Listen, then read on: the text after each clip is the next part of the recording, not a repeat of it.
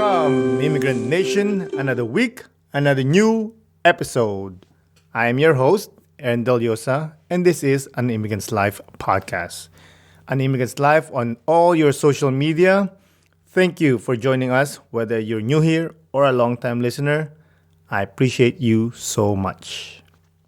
This week, I don't think I have anything interesting to tell you about my personal life other than my usual cycling and working out and whatever else with my kids. So I think we should just go ahead and talk about the episode because this one's a good one. In this episode, we sit down with an incredible retina surgeon whose journey spans continents and cultures. From her roots in Beijing, China, to her upbringing in a small Massachusetts town as a Chinese immigrant. She shares her path to pursuing her dream career amidst the complexities of identity and belonging. Join us as we explore the pivotal role of mentors, the delicate balance between professional and social life, and the power of embracing one's heritage. Her insights on imposter syndrome, the emotional aspect of surgery, and the pursuit of dreams without guilt offer invaluable lessons for everyone navigating their own journey. One thing I could say is I love talking to intelligent people who are also driven like her because they really challenge and inspire me. And I hope you feel that way too when you are listening to this episode. So, having said that, let's get to the point, shall we? Without further ado, let's get into the show.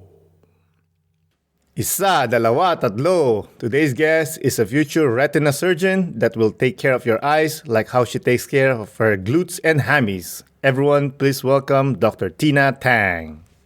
Hi, everyone. Thank you for having me here. Oh, of course. Thank you for taking time in your busy schedule, saving lives and whatnot. You're welcome. I'm glad we can do this. Of course, of course. By the way, before we move on, why don't you tell the Immigrant Nation where they can reach you or if you want to promote anything? Yeah, sure. I guess my social media account on Instagram. Um, I think it's Dr. Tina T. I think there's a period after doctor. I can't remember exactly my handle. I think that's the one. That's horrible. But you know what? You're not the first person. Because who remembers? It's like, you know when people tells you, like, what's your phone number? I don't know. It's my name. Like, people calls me, that's it. Yeah, I guess I don't search my social media. I think there's a period. I think it's Dr. Tina T. You know what? Here, let me check it for you. Because just in case.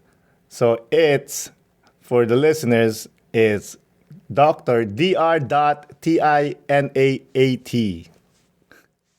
Dr. Tinat. Okay, yeah. Tina and then T. Yeah, Yeah. like one word.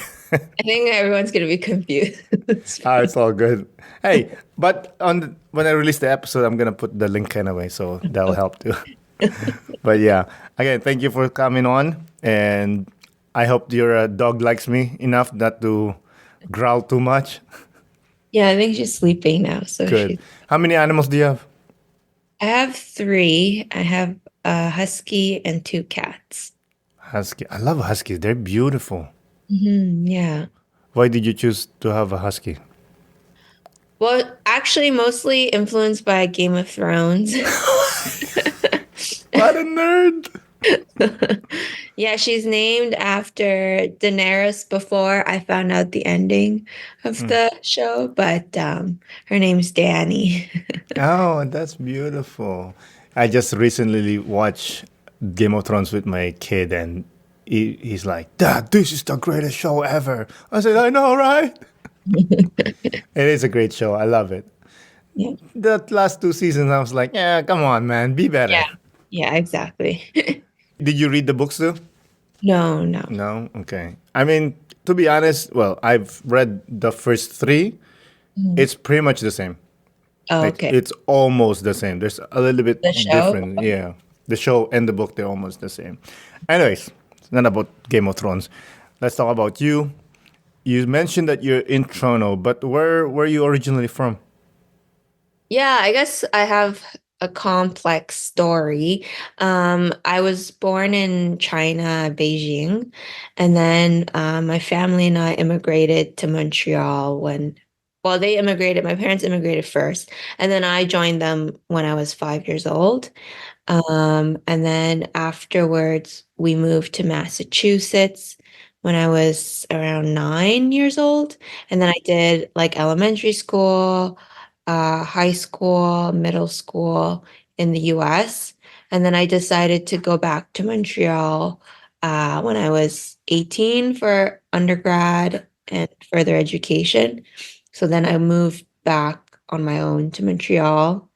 And then I was there for a couple years. And then I did med school in Montreal. And then I moved to Ottawa for like a research year. And then I went to Winnipeg for 5 years for residency. And now I'm in Toronto. What? You're like a pinball. That's crazy. Okay, so you guys moved to Montreal. Why did you guys move to Massachusetts? I think for better opportunities, like my parents are engineers, both engineers, and I think they wanted more opportunities in the US. So they moved there. Yeah. I know it was a small town. I did my research. Oh yes, yes. Oh yes. Oh So, yeah, I was like, it looks very familiar. Yeah, I remember like each time I would go to school, we would cross that monument. how was it growing up in a small town being Chinese? Um, I think it was difficult. I mean, there was a lot, like, I guess there were still other Asian families, but majority were Caucasian. Um, I think like when you're growing up, you don't really know like why, you know, you're different than anyone else. Like your food is different, and maybe your clothes and your parents are different.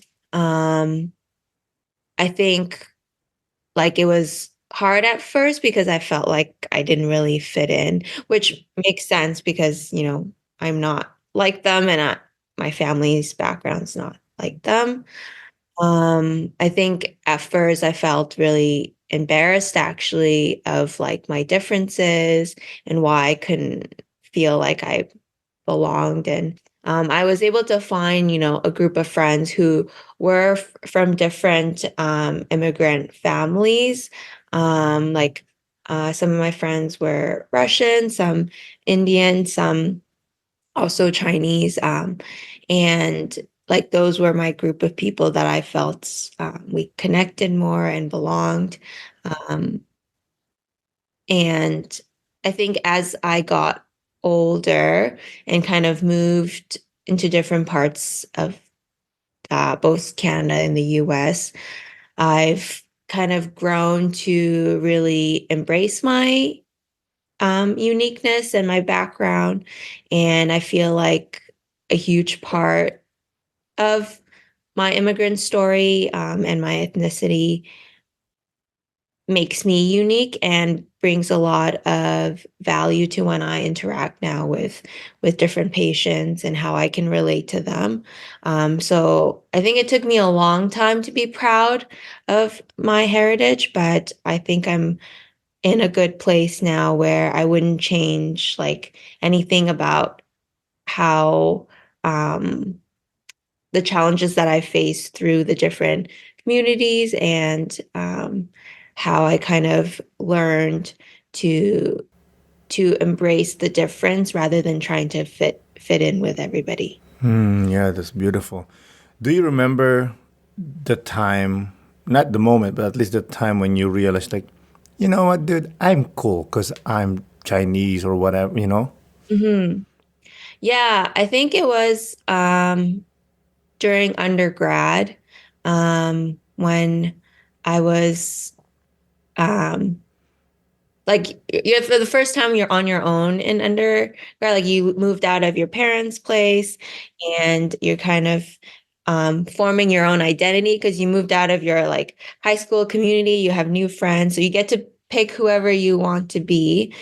And I remember just like missing my home and like the food my parents made and like a lot of the values that they taught me, I brought on with me to undergrad. And I was like, you know what? I'm really proud of where I came from. And people would ask, like, when they meet you in undergrad, everyone's from everywhere. And they kind of ask you for your story. And when you start sharing, and you're like, oh, you know what? I have a unique story. I'm really proud of it. And actually, in undergrad, that's when I decided to get my first tattoo. And my tattoo is actually like my Chinese zodiac sign, and then with my last name, like in Chinese character to kind of symbolize that, like I'm really proud of where I come from, and I never want to forget that. And it's okay if I don't fit in to like whichever place I decide to move to next, because I'm proud of my own story. Does mom and dad knows about the tattoo?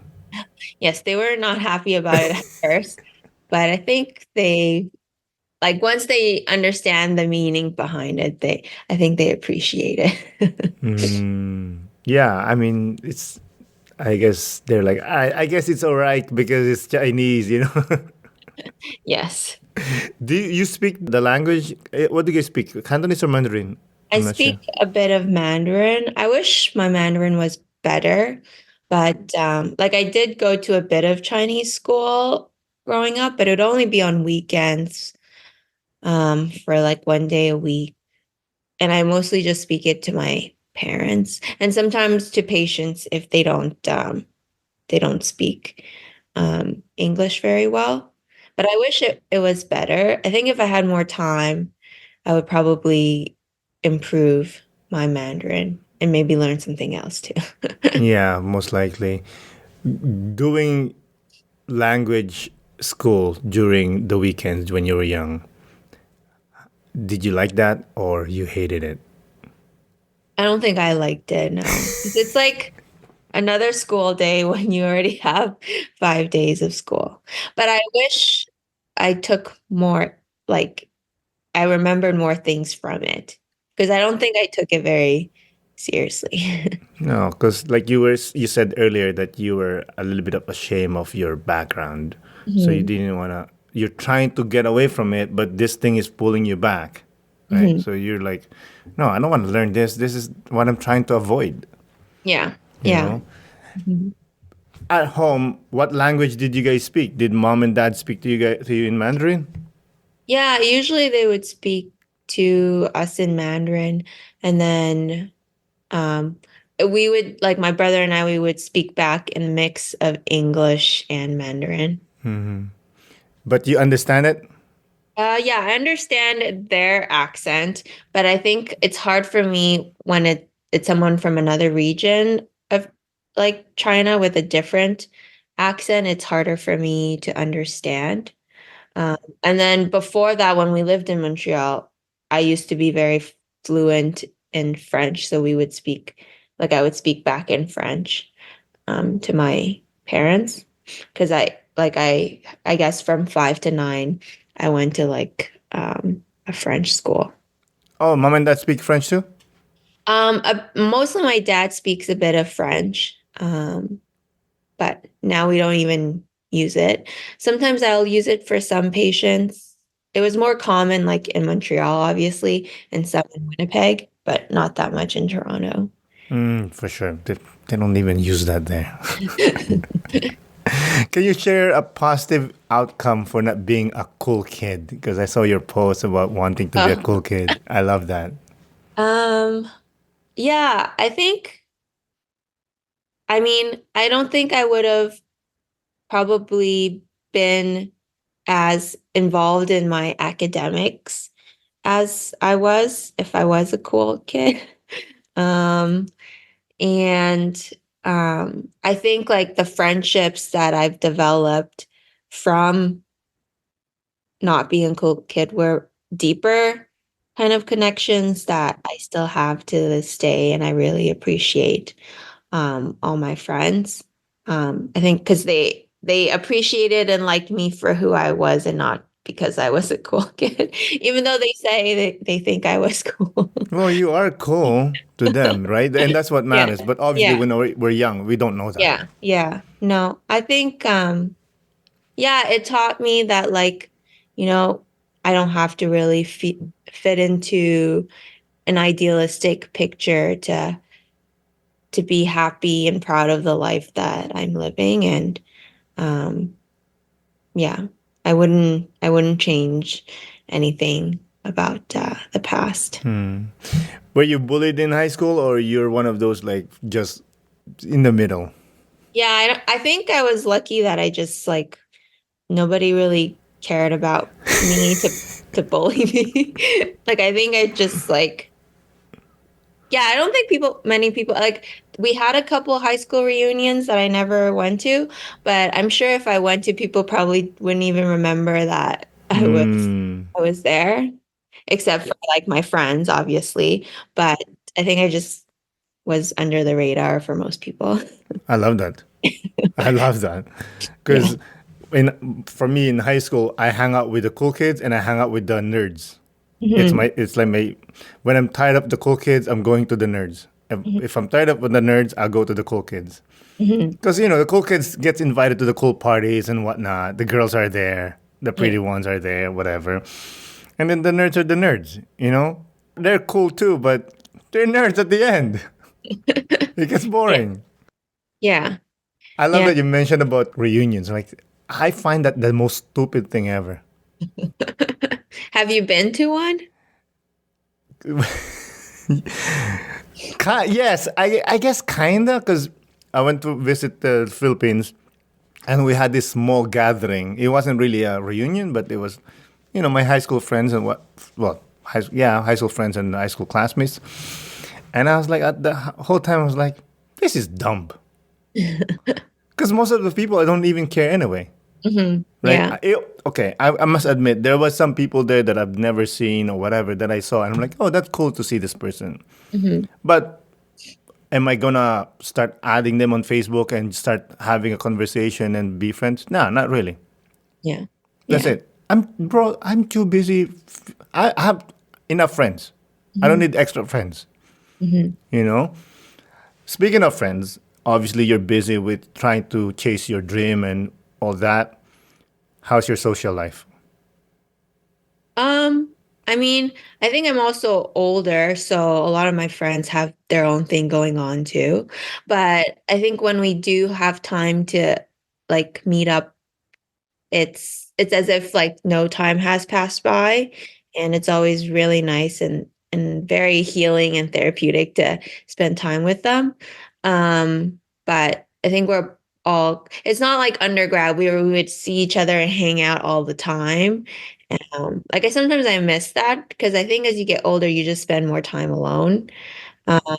But uh, like I have really good friends that are close to me from both like they're like my undergrad and my med school best friends in Toronto. And we do try to make time to see each other, but it's obviously not as often as it used to be. But it's always nice when I get to. Um, yeah, definitely. I think I think right now fellowship is a lot busier than I think any part of my medical training because even in med school it was like a social thing to study together and like hang out during after class. But when you're so subspecialized, you're kind of mostly doing everything alone. For sure. Specialize. You decided to be a retina surgeon. Hmm. Why did you choose this path? Hmm. So I mean, for me, going into everything, I was very open to exploring all the different like fields and seeing what I could learn from all of them. So I had a very open mind both in med school and in residency. I found that, well, I do have like in med school, I kind of decided to explore a lot of the different things that we didn't have core rotations. And so one of them was ophthalmology. And I found I really liked like how a lot of the staff that I saw, they had, long-term patient physician relationship because they've been taking care of their kind of chronic disease for a long time. And then also it's you like you could see how big of an impact they made on their patient's life and how important, vision is to someone's quality of life. So that really drew me into the profession as well as how hands-on and visual it is because I'm a very visual person and I like, I knew I wanted something more hands on in terms of specialty. And then in my residency, I honestly really liked all my different subspecialty rotations. I think I gravitated more to retina because I had really strong mentors in that area where they were very keen and like interested in showing me retinal surgery and they were always open to having me in the OR. They really enjoyed teaching me. And I think I naturally gravitated to that because then as my interest grew in the field, they were more interested in showing me things. I think, having strong mentors really helped me support in my career growth. And I don't think I would be where I am today without my mentors. I think they had a huge influence. Yeah, yeah, 100%. Mentor is so important because they show you the way, the Mhm. things that you can't see yet. You know, Mhm. Yeah. it's like they're like your parents, but a cool version. Yes. Because parents are cool, but Professional parents. yeah, exactly. Yeah. Something that you like and I like to, they like to, because parents are cool, but sometimes you're like, Dad, you show them something like, cool, I have to fix something over here. Mhm. Yes. I did some research on you, like I mentioned earlier, that apparently you have frequent changes in medical specialty.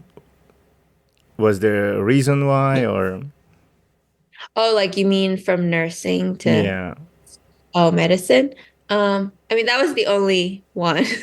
But yeah, I really loved I just did like 1 year qualifying year in masters of nursing. And I really, really enjoyed it. I found like I think I would have been very happy as a nurse as well because I really enjoy like the patient um, relationship that you get to develop in nursing and you're spending a lot of time and hearing their stories. I think that was one thing that I really enjoyed. But one thing that I felt like I wanted to be able to do more and develop more was like I felt I wasn't able to contribute more into terms of their care, like treatment planning and helping with diagnosing. I had like I just remember specifically one a kid that I was taking care of during like my training. And like they had some unknown blood disorder that they couldn't figure out what was causing it. And I remember like the family, the parents being really anxious and always asking me these questions that I didn't know how to answer. And I felt like, I wanted to be able to learn more. And even if I didn't know, to be able to explain what um, like how we were going to figure out or what the next plan was. Um, like I wanted to be able to be involved in that part. And so that kind of made me switch into medicine. But there was like I think in the first 2 years of med school, you're mostly just like going to lectures and learning. And I think I kind of had a moment of doubt in those 2 years, like, oh, did I make the right decision in switching from nursing to med school because I had really missed like being around patients and you kind of sometimes lose sight of the reason you're doing it in the first place when you're just going to lectures all the time and just talking about human anatomy. Like you're missing that human component. So I was like, oh no, did I make the wrong decision? And then I remember some of my rotations, like all we would talk about is like, I mean, you're supposed to because you're learning about what medicine is, but they would just focus on like the physical exam and like the different list of diagnosis, but like we didn't even like talk about the human being behind like that disease. Like, how are they coping with all of it? Like, what does that imply in terms of their quality of life? And I was like, oh, shoot, did I make the wrong decision in switching from nursing into medicine? And I did have some doubts, but then when clinical rotation started and I was able to explore different like subspecialties, and then I found ophthalmology, and I was like, oh, I think I can be happy and make an impact in that field. And so then I stuck on into medicine. Well, thank God you did, because we need people like you. I just had a recent guest, and she's a nurse for a ophthalmologist, Mhm. and she's actually from Manitoba. Yeah, yeah. I think that's how I know about you. Okay. Anyways, she's like, there's only four doctors. I'm like, four doctors, and there's like gazillion people. Hmm. That is crazy. You mentioned that your mom and dad are engineers, but how did you end up doing medical school instead? Hmm. Actually, my dad had actually specifically told me don't go into engineering. I think whatever you do, you probably see like the bad side of things. So you would say, like, I probably would say similar things, like probably to my future kids, like medicine is hard. Like you have to know you really wanted to do it. But I think I always liked science. Like that was one of my preferences in subjects in high school. So I kind of thought initially, oh, I'd go into like research and like more the scientific route. But then I kind of like didn't really enjoy spending all my time in the lab. And then I started volunteering at hospitals. And that's when I was like, oh, and also I volunteered at daycare too. And I was like, I think I need like interactions with people uh, in my career. And so I kind of decided to go into like nursing and then medicine. Um, but I think I applied also to like pharmacy school, um, part of my like undergrad applications too. So I always knew it was something like science related. Um, and yeah, I think I guess took what my parents said at face value, don't go into engineering, and never really thought about it. But maybe, if they haven't said that, maybe I would have been an engineer. I don't know. What kind of engineers are they? My dad's software engineer, and my mom's an electrical engineer. Smart people, man. Yes. That's awesome. Do they visit China often or? I think they have recently, because unfortunately my grandfather passed away Oh, sorry. recently. Sorry to hear that. That's okay. Thank you. So my mom went there. Like it's my grandfather from my mom's side. So she went back recently. Um, and I think uh a couple years back when my dad's father passed away, he went back for a bit too. Um, but I don't think they go back normally frequently. Yeah, I guess their only reason is family, not because they want to see the country. Yeah, yeah, yeah. Yeah, I completely understand that too. Like, I do love the Philippines. I love when I visit, but once my grandma passed away, I think 2 years ago or a year ago. I don't even remember. It kind of like doesn't give me more push to go back and visit. I Mhm. still have family, but Mhm. grandma she's the queen. You gotta Yeah. visit the queen once in a while. Yeah. Yeah, I feel like, yeah, it doesn't really feel like home to me anymore. Like it feels like very foreign when I go to visit. And I feel like a foreigner, and people treat me like a foreign. Like I don't talk or Oh, dress. Look. because you're not. You Yeah. look like them, but you're not. Yeah. So, um, yeah, I guess the only reason to go back would be for family.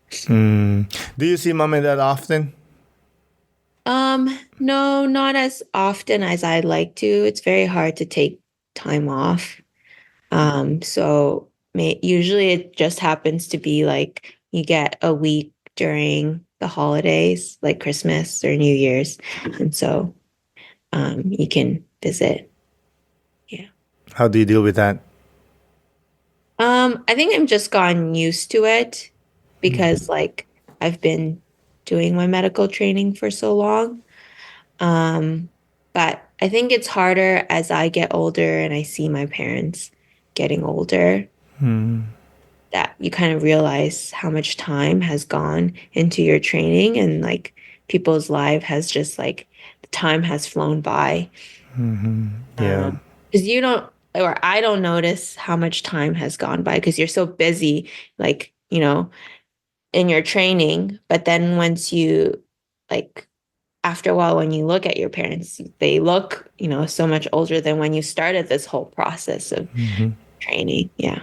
Yeah, 100%. I saw this gentleman speaking on, I think it was a podcast saying like, how much do you spend time with your parents? And the guy says, oh, once 3 years, I see them all the time. I'm like, but you come home once a year. That's 3 days, really. Mhm. But again, like you said earlier, you're trying to pursue your goal, and it's a solo Mhm. approach, and I'm sure they're happy anyway, either or, right? Mhm. Obviously, on your side, you want to spend more time with them. And do you have any advice on people that trying to chase their dream and but avoid being away from family, and how should they cope up with that? Um, I think that's difficult. I don't know if I have specific advice for it because I feel like I'm still trying to figure that out. I think I think I think the worst thing you could do to yourself, and it makes the situation worse, is to feel guilt or to, you know, blame yourself for it. Because it doesn't help. It's not a useful thing. It makes you feel worse, and it's not productive. I think being understanding of yourself for the situation that you're in, and um, like if you could, you would, be there with them. Um, I think that's the best advice I can. It's beautiful. Yeah, just be at peace with your decision. They're happy anyway. It's not like you're, I don't know, traveling the world doing nothing. Mhm. You're trying to be a surgeon. You're trying to, in the future, help people, right? Well, you're helping people now, but you know what I mean, right? And I'm sure they're proud of you. Yeah, You yeah. know, No, I think they're understanding of it. Yeah. yeah, for sure. Take me to your day-to-day life when you're going to do a surgery or going to the hospital. Yeah. I mean, every day is different, which I think is what I like also about like this field. And it changes depending on which staff or doctor I'm working with, because their schedules vary too. But usually it's very early mornings because I have a dog, so I have to walk her very early before work. So I usually wake up around 5:30, and then I walk her for a while and get ready.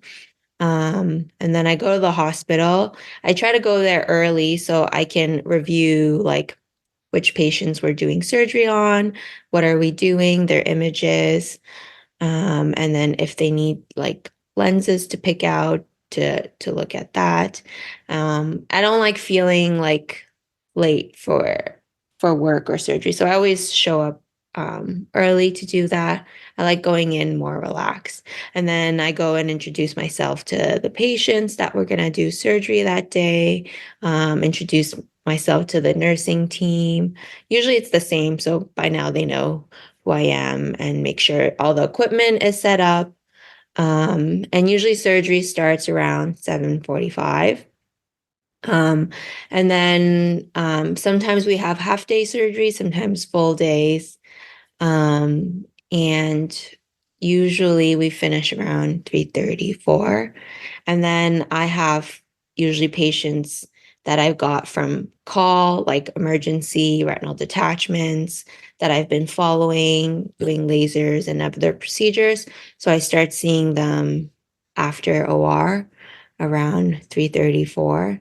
And then depending on how busy call was, um, I could be there either till 6 p.m. or sometimes midnight, depending on, yeah, how busy it gets. And then um, I usually go home. It depends. If I'm on call that week, then they could keep adding patients on if there's any emergencies. Um, so it's very unpredictable. Um, I've always thought if you just prepare for the worst, then you can never be disappointed on how your days end up. I love that. That sounds very hard and challenging, but is that the most challenging part of being a retina surgeon? No, I think the hardest part is probably the emotional component. Um, like I think you know how like impactful someone's vision is and how losing their vision can be. Um, and sometimes you just can't save everyone's eyes, depending on the complexity of things or how chronic things are. I think the hardest part is when you can't save someone's vision and being able to deal with that. I think for me at least has been the hardest part to learn. And I'm still kind of learning how to deal with that complex. I think the work is actually the simplest part. You know what you're supposed to do, you know you're supposed to show up, you know like the protocol. But I think even though the human aspect is the most gratifying, it's also the most challenging. Yeah, you know what? Thinking about it now, I had a conversation with a doctor, a heart surgeon, and I asked him what's harder, doing surgery or writing a book, and he said not even close, writing a book. Mhm. And it's like surgery is like surgery. I can do that with my eyes closed, kind of, like because he was so confident with his skills. But yeah, I mean, understand. So you mentioned about dealing with the emotions and the patients. Coming home after having a hard day, how do you cut yourself from work? Or have you been cutting yourself, or you're not even, you're still working on that? I think I'm still working on that. I still think about my patients like when I go home. I think I need to learn to do that to kind of have um, yeah, like a break from it. Um, I think my pets definitely help ground me.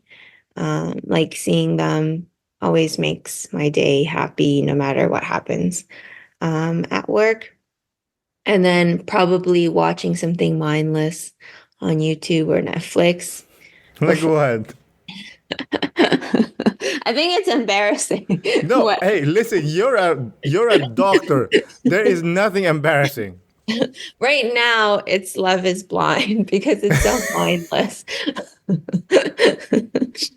And it just really like takes you out of, Yeah, your work. 100%. I'm not a doctor, but I understand that the help of those mindless shows. There's a show in Netflix. What was that? The one they're like autistic, the people. Oh, is that their like love story or Yeah, something? yeah. They're like Yeah. it's like yes, and it's so terrible those show and amazing by the way, because you're like Uh, I'm gonna watch one episode, and you're like 15 episodes later. yeah. But that's great. And I mentioned earlier that you work out. hmm How do you find time working out after busy days? Yeah, I mean, if I have time off, I do go. I think make it as priority to take care of myself because, um, like if I get ill, I can't do what I do. So, I also take a priority to take care of myself, but I also listen to my body. Like if I'm really tired after, a day's work and I don't feel like it, I won't push myself. Like I know sleep is important. But if I end up finishing a bit earlier or no, I'm starting a bit later the next day, then I'll make it a priority to go to the gym instead of mindlessly watching things. But sometimes I know myself that I need to mindlessly watch something and I'll do that instead. So I just listen to my body, but I know I make it a priority to go to the gym when I do have time. Mm. And that's so important, listening to your body and listening to what it's telling you. Did you always have that, or it took you a while to learn that? I think it took me a while and I think I'm still like working on it. I think when I first like got into fitness, um, then I kind of hit a stage where I was like feeling guilty when I didn't go. And then I kind of realized like I'm just doing like a fitness things for my own health. And if I make it in a way that it's not healthy for me, then there's no point, right? It's something that's supposed to be for my own health, and I should treat it that way. So I'm more into a place now where I just do it for my own health benefit rather than feeling guilty that I'm not hitting, I don't know, 4 times a week or something like that. How do you try to eat healthy? Because doctors, they don't have time to prepare stuff, bro. It's definitely not healthy. I think it's not it's not where I want it to be for sure. In Winnipeg, I used to have a meal plan, like someone would cook food, and I thought that was really good. And it was pretty affordable. The ones in Toronto are pretty expensive. So Everything is just expensive in Toronto. so kind of just stuck to like frozen meals from the grocery store. Oh my God, those are the worst. I know they're the worst. I think once I'm more financially set, I will definitely make it's still better than buying like food at the cafeteria, like pizza at the hospital every day, though. At least I feel like. And sometimes I'll buy some food that's already pre-cooked, like, like those roasted chicken that's already pre-made. I know it's not healthy, but it's better than getting fast food every day. I mean, chicken's healthy, right? Yeah. And it's not deep fried, No. so it's not it's good. It's actually good. Not don't eat all the time or as Yeah, much. but it's not as good as like cooking fresh meals every day, but I don't have that Yeah, you luxury. don't have that. You don't have mom to cook, all right? Yeah. By the way, I saw one of your videos and you're looking at down this like I guess it's some sort of like a looking device to see the person's eye. Okay, the microscope. I was gonna say microscope, but I was like, I don't know if that's a microscope or they call it something else. How do you keep your hand steady? I think just with practice, I think you just do the movement so much. So we have like simulators and we have what's called wet labs, where you can, in Winnipeg, you were lucky that we had like access to cadavers. So you could like order eyes to practice suturing and things like that. I did spend like a lot of time in residency doing wet lab. And then in Toronto, we have like this simulator that kind of simulates what it would be like in the operating room. And at the beginning of my fellowship, I used that a lot. I think just practicing, knowing your space and knowing your movements. And then after a while, it just becomes kind of automatic. Because sometimes you'll notice, like when I started training, I would ask like the doctors, like, how do you hold it in that way? Or like, how do you do that movement? And then they actually have to pause and really think about it because it becomes so automatic. They forget how like they actually do it. And if you practice enough, it'll eventually feel comfortable that it'll be more automatic. Okay, that's awesome and everything, but how do you take care of your hands? Like, dude, my hand shakes like crazy person. Well, I mean, I don't drink, I do things like before surgery to make sure. So, like, I don't drink coffee. Some people need it to prevent tremors, but I've never really drank coffee, so I'm not going to start now. And then I don't work out upper body like 2 days before an OR because sometimes that can cause more tremors. And I think like one thing, I think the hardest part about learning surgery is also the emotional component, where you have to learn to stay calm even under stressful situations. Because as soon as you start feeling anxious or stressed, your hands will show it, like your hands will start shaking. And so, learning to kind of be able to ground yourself in something and staying focused even under stressful situations is something with also, I guess, experience and practice. Do you have a mantra when you're doing surgery and you're feeling that you're a little bit becoming stressed and like you say something to yourself that like calms you down? I think I just take a breath. Like I take a breath in and out, like a long breath, and then I go back to what I'm doing. I don't think I really say anything to myself. I think the breathing kind of grounds you into the moment, and then you just focus on what you have to do rather than overthinking about, everything else. Can you call a timeout while doing a surgery? Yeah, you can always, if you're in a safe environment, like sometimes patients, because patients are awake when you're doing it, sometimes they'll cough. And that moves their eye and their whole head. So then you have to be ready to move your instruments out of their eye when they're coughing.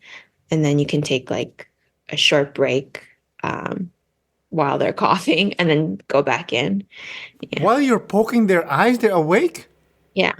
So they're sedated, like they have medications to relax and their eye is frozen, like they don't feel any pain, but they're awake, like they can hear you talking to them. Yo, I don't know how you do this, man. I'm like, that is crazy.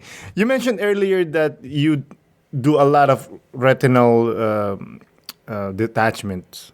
Mhm. What causes that? So there's many different causes. The most common is unfortunately aging. Um, as you get older, the jelly in your eye kind of separates, and sometimes that jelly can pull too hard and cause a tear or a hole that then causes a retinal detachment. There's other risk factors, like family history, if you have a strong family history of retinal detachment. Also, if you're very myopic. And then sometimes you can have weakness areas that can predispose you. And we usually do preventative laser in those areas, especially if you have a family history.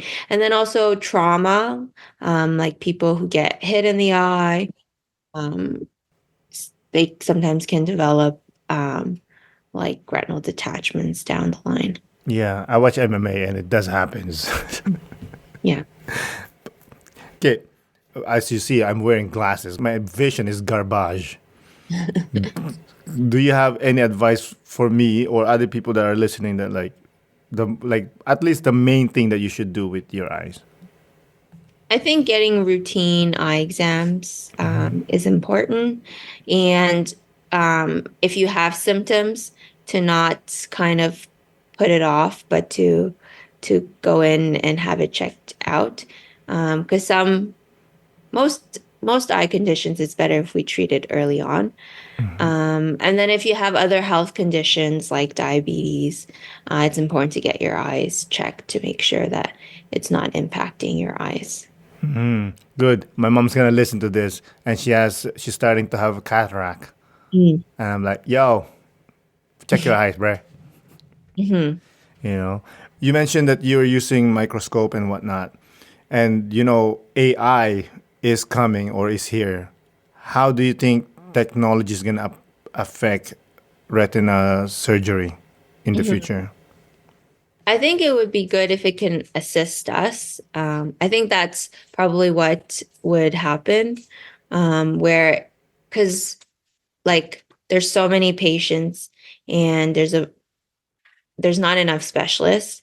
If we can have AI to really help with like the workload, I think that would be really great.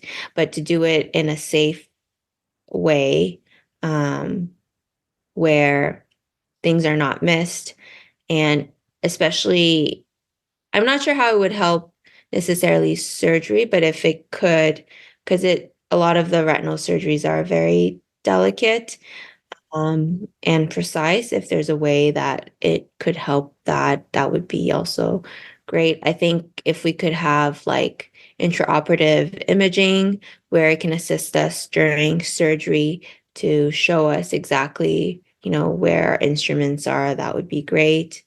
To help with, I think, diagnosing patients, like using AI, that would be very wonderful too. You're saying about tools, like I saw videos of like surgeons practicing with like tiny tweezers and they're folding like Mhm. origami paper. Do you Yeah. use one of those or?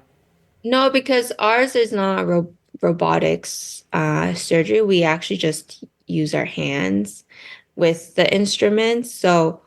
Um, so we have like instruments that we can practice in the wet lab, but like it's like where it's tweezers where you kind of do the force yourself and the movement. You're moving your hands yourself. Yeah. Your vision must be like eagle. Yeah, I'm always worried that something's gonna happen to my eyes. Why would you say that? Because the more you learn about something, the more paranoid you become. Because then No. you realize how all the things that could go wrong with your eyes. Yeah, but just take care of yourself. I guess I don't. At least you know how to take care of it and avoid it.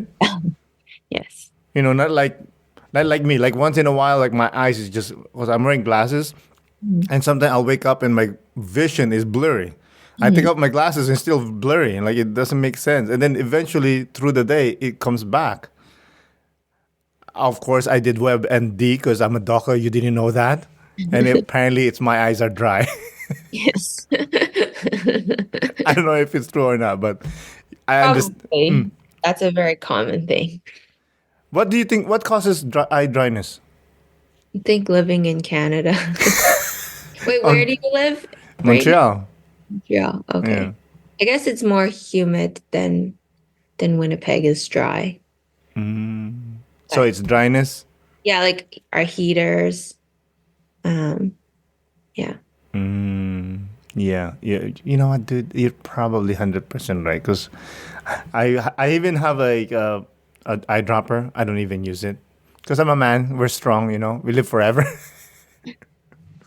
It's so Yeah. stupid. But yeah, other than going to the gym, walking your dog, and taking care of your pets, what else do you do that allows you to chill out and forget about work? Yeah, I think just spending time with my friends, eating good food, I think. I mean, I don't have much time, but I think those simple things really make me happy. And so I don't really need much. I think in medicine, you kind of really learn that like you don't really need much. Like just going for a walk with my dog. Like people ask you, "Oh, what do you do for fun?" And then a lot of times they expect something like very, I don't know, unique or like extraordinary. But I think um, just simple things like going out for a walk with my dog, grabbing coffee with my friend, or, going to a coffee shop, or having time to eat a full meal. Like those things make me happy. You just want, yeah, simple things. Yeah, simple And things. by the way, if ever somebody asks you like, "Oh, what do you do for like a hobby?" I'm like, "Bro, I fix people's eyes. I don't have time for that nonsense." Interesting? That's interesting. Fixing people's eyes. You know Yeah. what I'm saying? Do you have any specific patient that like made you really believe that like this is I'm doing the right thing. I'm like this is what I'm born for. Mm, I think there are patients along the way that always kind of makes you feel so really grateful to be in the field because you're able to help them.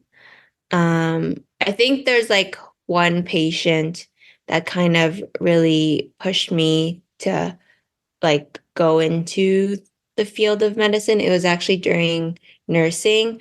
I was like on my psychiatric rotation, and you spend a lot of time just talking to your patient in this psychiatric rotation. And she was a really, really kind, sweet girl. And I'm grateful I had the opportunity to get to know her. And she knew that I was like doing training for nursing. And at the end of the rotation, like she wrote me a card that I still have, and um, she kind of wrote that she was really grateful that I was able to listen to her and listen to her story. And even though she knew I was going into nursing, she wrote like, I know you would be great at whatever you choose to be. And like, we're really grateful to have you in, the healthcare field. Um, so uh, it really, it really touched me and uh, made me feel like I found a purpose, um, and that I could, make a good impact in people's lives, even if it just means listening to them. And so sometimes when you're going through hard times in your training, um, I reflect on those stories and kind of keep me grounded to keep going. That's a beautiful story. Thank you for sharing. What's your main fear in during your career now and the future? Um, I think most people in their training, and I think especially women in medicine, we always have like the imposter syndrome where we're scared that, we're not good enough, we're not doing enough. Um, I think I mean, in a way, it keeps me going to keep learning and to always be better every day. But it's definitely, a fear that what if, you're not good enough. Um, but I think it's it's something to also work on both internally because I think, and also I think having enough mentors and people that look like you in the profession you want to go into um, also helps make you believe that you belong and like you have the skills and you're there for a reason. And so um, believing in yourself and believing in your capabilities is something helpful in kind of combating that fear. How are you dealing with that imposter syndrome? Um, I think just showing up every day and giving it, 100%. Like I can only do my best every day. And I think it's counterproductive to kind of um, have like those negative thoughts. So I think being able to stop yourself from going down that mental mental hole and just knowing that you're doing your best and kind of reflecting on all the positives that you have accomplished and what you are capable of doing and reminding yourself of that. That's beautiful. I think we should end with that. Dr. Tina, thank you so much for coming on the podcast. I really, really do appreciate it. Thank you. Thank you for having me today. Of course. Have a great day. You too. Thank you. Bye. Bye. Again, Dr. Tina, thank you for coming on the podcast. I really do appreciate it. Thank you, listeners, for listening. This is Aaron Del Yosa from Immigrant's Life. I'll see you guys later.